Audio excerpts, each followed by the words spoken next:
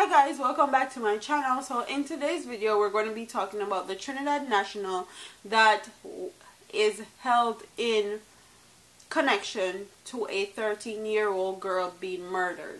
And the article says a 27-year-old Trinidad and Tobago national has been charged with the murder in the death of 13-year-old Shanoya Ray, whose decomposed body was found in Kingston House earlier this year. He has been identified as Chandru Maharaj.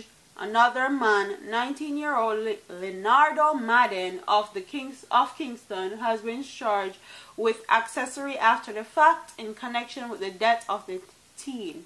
The two men were arrested July 20th following the discovery of the skeletal remains of the teenager at the property on Whaley Close, Kingston 16. Both men were slapped with charges over the weekend after they were questioned by detectives in the case. They are to appear in Halfway Tree Parish on Friday. Madden has since retained the service of attorney-at-law Peter Champagny. Police said Ray went missing from her home on July 15 and an under alert sent out for her. Shortly after 8 a.m. on Friday, July 20th, residents in Whaley Close stumbled upon the human remains and alerted the police. In a series of investigation, the cops arrested the two suspects with the company of whom she was last seen. So this girl went missing. They sent out an under alert for her, and then a few days after, residents stumbled on her human remains. This girl was 13 years old. These men are 27 and 19-year-olds respectively. I don't know what a 27-year-old and a 19-year-old is doing in the presence of a 13-year-old. And if I'm just gonna rattle the table or shake the table a little bit, if it has to do with anything as far as relationship, she's 13 years old. 13, so that is 6 years. The 19-year-old is 6 years older than him, and that is rape. Okay, she cannot consent to sex, she cannot consent to anything. The age for consent in Jamaica is 16 years old, which I feel is very low and BS, but that is the age, and she is 3 years below that. So what a 19-year-old and a 27-year-old is doing with a 13-year-old because they were last seen together, I have no clue, but that's very concerning for me, because more and more I'm realizing that these older men are preying on these little girls. And not only are they preying on them,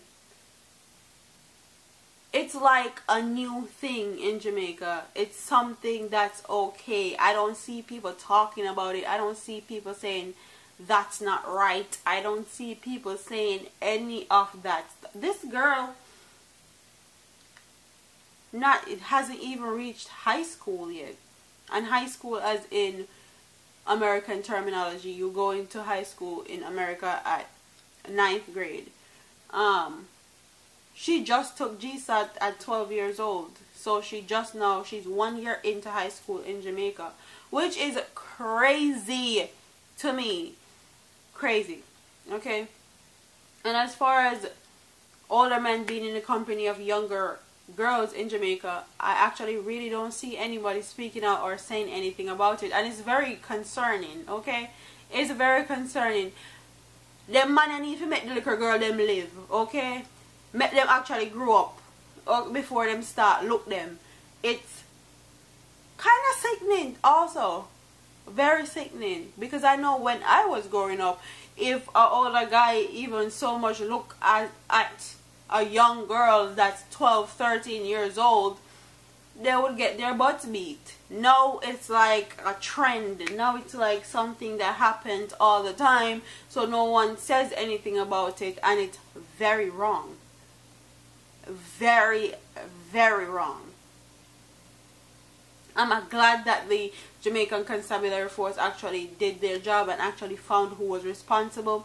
And what bugs me out is how these alleged murderers always can afford these big shot lawyers like Peter Champagne.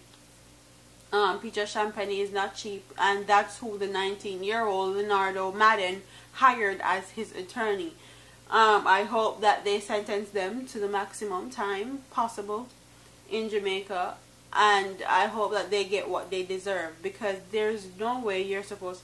What can a 13-year-old do to you